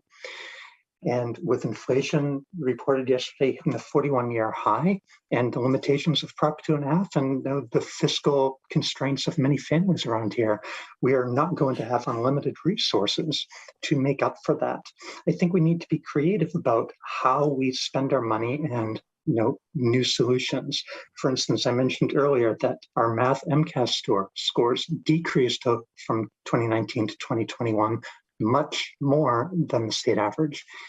ELA, on the other hand, stayed flat. So there may be opportunities to adjust class teacher-student ratios based on the subject. I think we also need to really start looking at, are there opportunities to partner with some of our neighboring towns to share costs, particularly at the high school level? Thank you. Mr. Lowe. So yeah, I agree. With what's been said earlier regarding trying to address our when it comes to our declining enrollment as well as Prop 2.5. Having gone to through the schools and at Westford Academy, certain classes were only offered once. Certain classes were only offered once a year or once every other year. Right? We want to make sure that we want to balance the financial responsible thing while also ensuring that our students still have the opportunity to expand their knowledge. And to what Ms. O'Connell's point earlier about working with other schools, I've talked with some community members about the possibility of collaborating with some of our other schools to have them, maybe you have 10 students from each school, and you only have to hire one teacher from either district. And that way, the students can still build and expand their knowledge into areas they're genuinely interested in while still maintaining a fiscally responsible budget. Thank you. Thank you. Here's a question that we heard earlier that was also posed for school committee. 2 young Westford Academy students made a presentation to the school committee a few years ago asking for more and more specific health and sex curriculum. Would you support that? Do you know the health curriculum in our schools? Mr. Kelly. So I think that sex ed's an important thing that our school district does. At the end of the day, it does come down to whether or not it's age appropriate, right? And that's there are specific guidelines for that. So, I mean, I think it's a very important thing that we as a district do. Of note, that of course there are some parents who don't believe that we should be teaching that, and they can opt out of it, right? The school district already has a policy where they can opt out of that education, but it's a very, very important thing, and a lot of these students, if it wasn't for learning it in school, they wouldn't be learning it at all. So it's a very important thing that we need to continue to keep doing. Thank you. Ms. O'Connell. Well, first, I have to say I'm not familiar with that presentation that those two WA students made 2 years ago, so I can't comment specifically on that. In general, I do try to stay up to date as much as I can with what's being taught to my children. Although, as I mentioned earlier, I do have 6 children in 3 different schools, so it can be challenging at times. That being said, as Mr. Kelly mentioned, there are opportunities for parents that are uncomfortable with certain subjects to opt out of that, which I think is a good thing to continue. But as far as the specifics that those 2 students talked about and what specific additional education they would like with regards to health and sex, I don't know what those details were, so I can't really comment on that. Thank you. Mr. Lowe. So it's been a little while since I had my sex education, in the schools. And I, for a personal standpoint, found it to be informative and helpful in the decisions that I choose to make. I think, as some of the other candidates have said, as long as it is age appropriate, I think it is the key factor here. As parents, are always welcome and encouraged to contact their health and wellness, their child's health and wellness teacher at their respective schools, to allow parents to make those informed decisions. They'd like their child to participate in sex ed. Obviously, I can't speak because I've not seen that presentation speak to it, but I think in general, sex ed continues to be an important part of our curriculum and should be continued. Thank you. Thank you. Ms. Kwan. Thank you.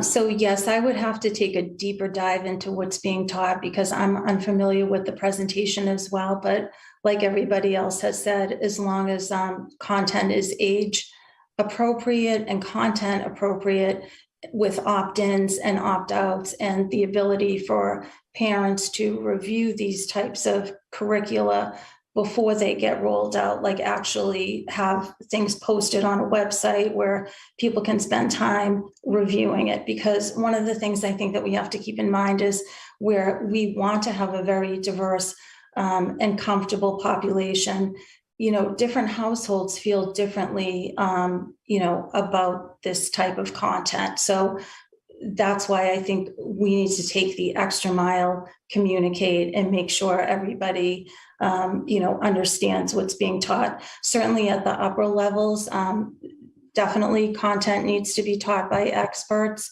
And yes, I mean, people need to be educated on, these topics. Thank you. Ms. Garcia. Certainly. So I feel like I'm going to echo some of the same things that folks are saying. Now, just for clarification, the curriculum is on the Westford Public Schools website. So if folks need to review it, that's where it is. And I do believe that the role of schools is to educate students on a myriad of subjects. And these teachers that are so talented in our school district, they're trained to deliver developmentally appropriate curriculum in accordance with state guidelines. The current curriculum has been in place for years and is in compliance with state law. Everyone has noted parents have the right to exempt their students if they don't want their children to participate, and students will not be penalized if they don't participate. What I will say as an advocate for hundreds of children, sex ed can be life-saving, and it is a really important part of the curriculum to be delivered for the mental health and physical health of our kids. Thank you. We have a question from our viewing audience. How would you deal with personal preferences and biases when engaging in a committee decision-making process? Ms. Kwan.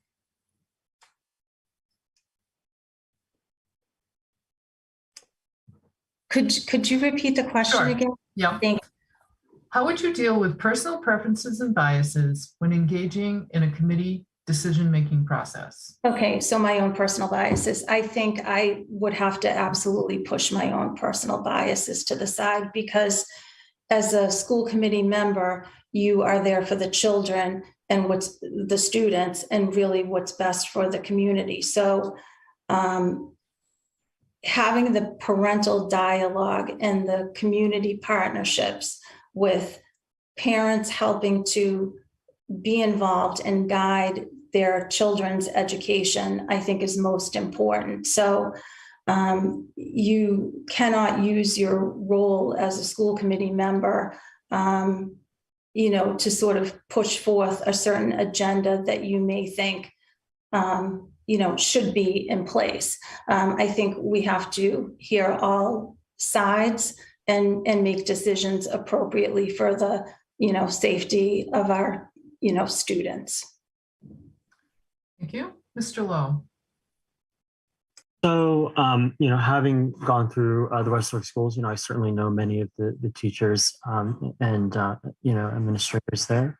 And I think, these are very difficult decisions that we have to make. And of course, it is important to separate personal biases or people that we know, given the financial situation we're in and looking at the declining enrollment, right? It's probable that, it's quite possible that faculty, people that I know may have their jobs, reduced and so forth. And it's important, for any member to understand and keep in mind that we're here to help preserve the interest of the town and the longevity of our schools, and to be able to ensure that every child, regardless of their situation, is able to succeed. Thank you. Thank you. Ms. O'Connell. I think as far as personal preference and bias goes, I think we need to be honest, at least myself, that there's always going to be some bias. It's just part of human nature. Bias is based on our own individual experience and knowledge. And while we can work hard to understand what that bias is and where it's coming from, it's difficult to remove it altogether. But I also think that's partly why we elect people to represent us on committees at all levels of government. We want them to mirror as much as reasonably possible our own individual preferences and biases. That being said, there's also always opportunity for growth and understanding new perspectives. My preference is to not just keep and make Westford schools great, but to make them the best. I want to shoot for perfection, even if it's impossible to get there. That's my preference. Thank you. Ms. Garcia. Really appreciate this question. It's made me think. So I think that what Megan's saying about bias always existing is true. And I think that I personally really work on being aware of what my biases are and having them challenged by other people that I surround myself with. The other night when I went to the Wayland town meeting, one of the questions that they asked was, who are the trusted advisors in your life? And it was really a question about what is the diversity in your mentors, in your friends? And I was really proud when I self-examined about the perspectives that I take from the people who are younger than me, older than me, of different race, creed, background than I have. And I'm aware of the fact that I'm a poor kid from New Jersey with parents who are immigrants, and I'm a woman, and I'm an attorney. But I've always been able to, in the role of my work as an attorney, be the voice for other people who are different than me. And I think that's the most important part about being a representative for other people. Thank you. Mr. Kelly. So I think the last few years kind of shined a light on this, right? Like every decision that we make as a school committee, even when they're mundane decisions, they have an impact on something in someone's life, right? And that becomes particularly difficult during budget seasons, and the last few have been difficult. So there's always that situation where you have a personal attachment to someone. And I think what I've done is try to separate myself from it insofar that, I have a legal career. I've been an attorney for quite some time. So it's allowed me to be able to kind of view these things clinically, right, which you have to do from time to time. And really sit down and think when you're making this decision, what is best for the kiddos, right? What is best for the students of Westford? And I try to do that in every decision that I make. Thank you. Our final question before closing statements. Some time ago, the school committee considered changing school start times so the high school and middle schools could start later. Do you think the school committee should look at this again? Ms. O'Connell. I think it's worth looking at it again. And I say that without taking a position on it. What I was happy in that is that it seemed like the outcry from the community was very strong to keep things the way they are. And the school committee kept it the way they are, which I think was great. Which was not the case a year and 3 quarters ago when we were starting the 2020-21 school year, when there's a poll asking parents whether they wanted fully remote, fully in-person, or hybrid. The plurality of parents voted one thing, and the school committee did not even consider that. So that being said, I think it's always something that should be considered, but we definitely need to solicit and hear from the parents to understand what works best for parents, because that's ultimately, who that affects more. Thank you. Ms. Kwan. Thank you. Yes, I do think that we should definitely look at it because I think that people want us to look at it. And like any sort of, issue, sometimes things get tabled. So I think, it's important to basically have discussions surrounding things and execute. And if that means, we're going to table this for another year, we're going to table it for 2 years, we're going to revisit, when A, B, C, or D, E, F happen, I think that's fine. But I think it's sort of bubbles up, and I think it probably is the time to really take a look at it. Certainly, what it means to the parents is most important. People work. What is the cost of transportation? How does it impact sports? We have certain daylight hours. Is this going to mess up after school curricular activities and sports? There's a whole host of things I think that go along with just, our adolescents in this early morning hour. Thank you. Thank you. Ms. Garcia. I think this is one of those areas that I have my own opinions about, but I'm really welcoming the perspective of other people, because what we know is that from adolescent brain development is that the kids are not getting enough sleep. It's not good for their mental health. It's not good for their academics, and it's not good for their safety. We also know that there are things that kids want to do. They want to have jobs. They want to play on sports. They want to see their friends.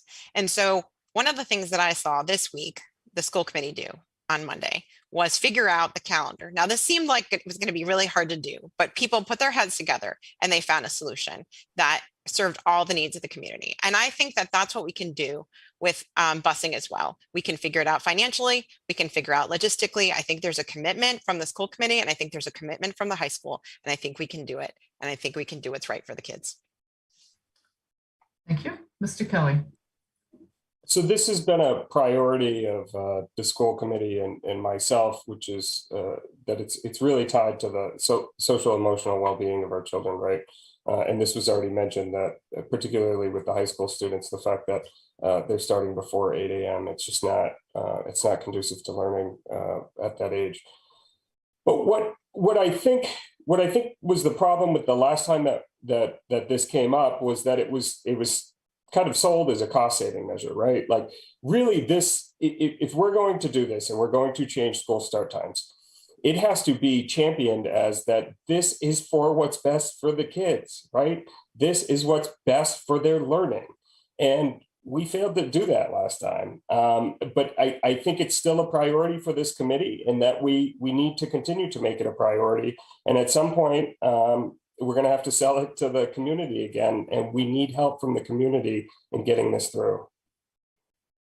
Thank you. Mr. Lowe. So I can definitely say firsthand that 7:30 start times and 10:20 a.m. lunches are not conducive, helpful to our circadian rhythm for our students.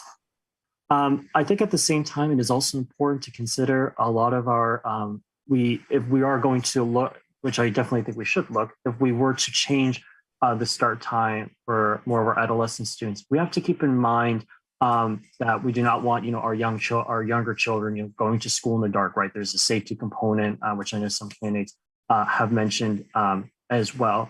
So it's important that we do it in a way that engages various stakeholders, but also tries not to cause inherent difficulties or harm to others at the same time. So that way we can, on the one hand, make sure that our students, can get the sleep that they need and still lead successful lives. Thank you. Thank you. Before we go to closing statements, I would just like to thank all of the candidates for participating tonight and putting yourselves out there to run.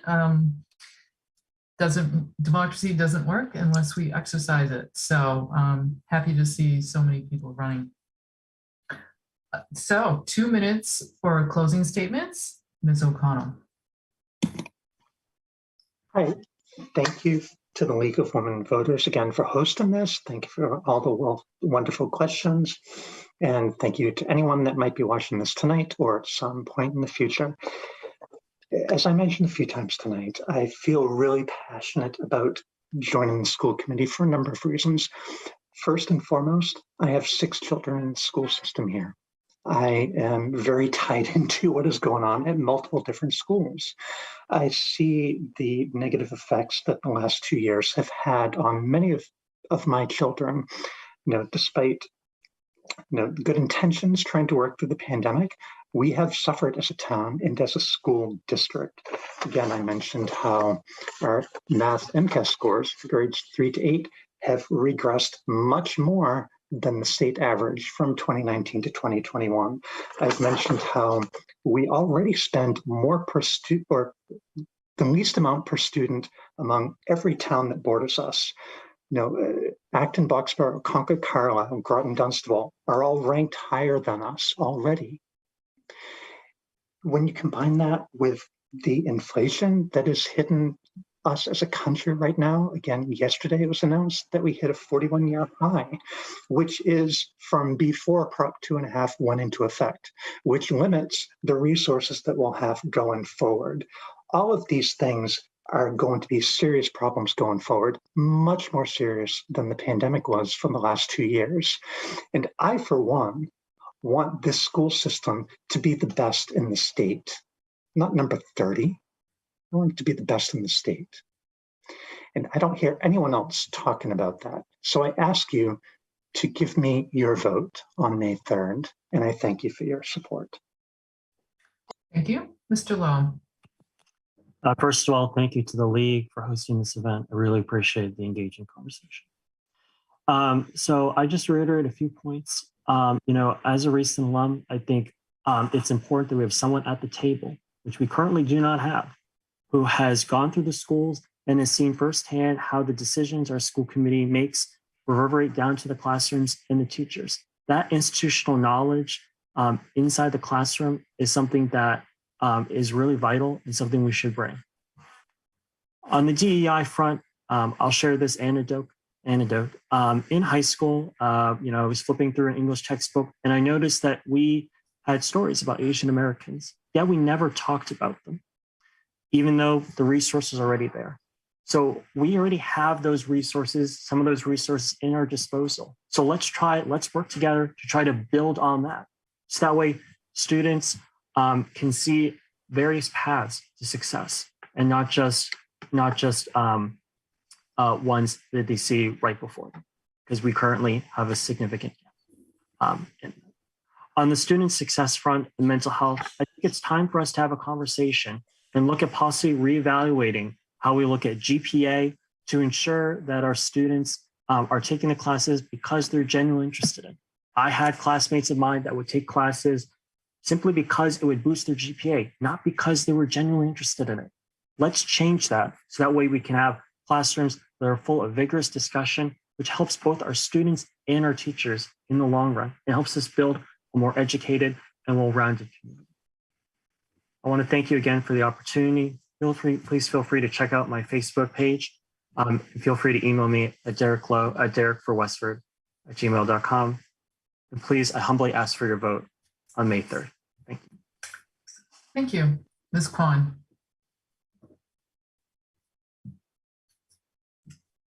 Thank you. So first and foremost, I just want to say thank you to the League of Women Voters and really everybody in the community who has reached out to me and, had candid discussions about their thoughts and trusted me, confidentially with, their thoughts on our amazing school system and just kind of righting the ship again, if you will. So I'm very appreciative of that. And if elected, I will work very hard for our community. If there's something that is new to me, I will do the research. I'll do the best I can to get answers. And I think that going forward and what we do the next 2, 3, 4 years is going to be even more important than, what we just went through. A little bit about me. My own extended family now represents 4 continents. So from a diversity and inclusion and cultural conversation, these are discussions that we have every day. We're able to have difficult conversations. We're able to laugh. And I think that we need to learn to be more open with one another because that's how we're going to learn about each other. And I think, Megan said it very well that sometimes, people feel fearful if somebody or something is unfamiliar. And I think that just, moving forward, we really need to embrace everybody. And I think that, people will leave our school for various reasons, but we never want our students to leave, because they're uncomfortable. And I can be reached. My contact information is in the League of Women Voters. Please reach out to me if you have any questions or comments or issues. And I hope that you'll vote for me on May 3rd. Thank you. Thank you. Mr. Kelly. Hey, thank you to the League for having me tonight. It's truly been a pleasure. But thank you to the good residents of Westford for trusting me with this responsibility as school committee member for the last 3 years. I hope you will trust me for another 3. So folks, to sum this up, my priorities as school committee member are to continue our focus on social emotional learning of our students. We have to continually address deficits caused by COVID-19. We have to support our special education learners. And we have to continue diversity, equity, and inclusion initiatives. Now, we have to do all this, all while being fiscally responsible. Now, in the coming years, our district is faced with a new problem. Our enrollment at the K-2 level has continued to decline, albeit it has appeared to stabilize. Now, this presents a variety of financial and space issues. Folks, we need a leader who understands our budget and who is willing to work with the community to help solve these issues. I believe I have those skills. Now, I love this town, and I think there's a lot that our school district does great, but there's always room for improvement. I'm always willing to hear ideas on how we can improve. And one thing that I've learned in the past 3 years is that our district needs great listeners. As public servants, our gut impulse is to propose a solution and lecture you on why it's the best solution without even hearing your position first. This is wrong. So if elected, I promise to be balanced. I promise to be a zealous advocate for our children.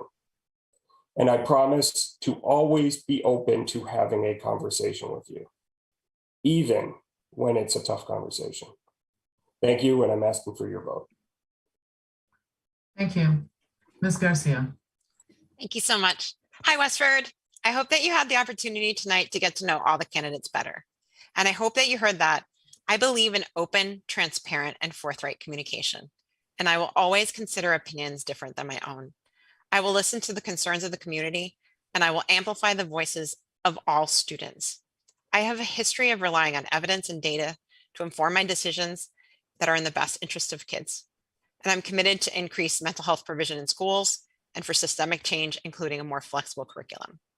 I want educators to have the supports that they need to teach effectively so that Westford continues to attract and retain educators of the highest quality. And I'm committed to compensating the TA staff fairly. I aim to preserve high academic standards and pursue a fiscally responsible budget. I have a deep personal commitment to justice, diversity, equity, and inclusion, and I have the expertise and experience to improve outcomes for kids, educators, and taxpayers. I hope that you heard how much I love Westford, and you decide on Tuesday, May 3rd, that I deserve your vote for school committee. I would love to hear from you at garciaforwestfordschools@gmail.com. I can also often be found at Muffins on Main or the J.B. Fletcher Library or running down the street because I'm part of the Greater Lowell Roadrunners.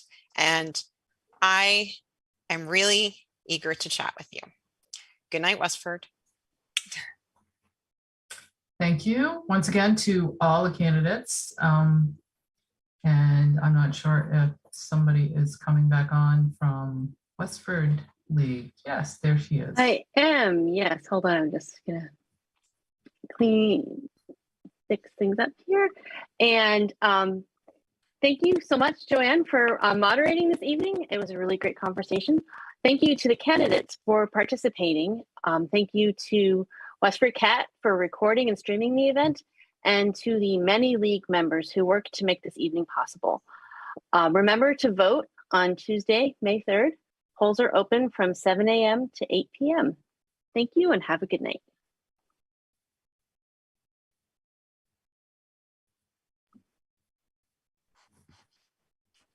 Thank you.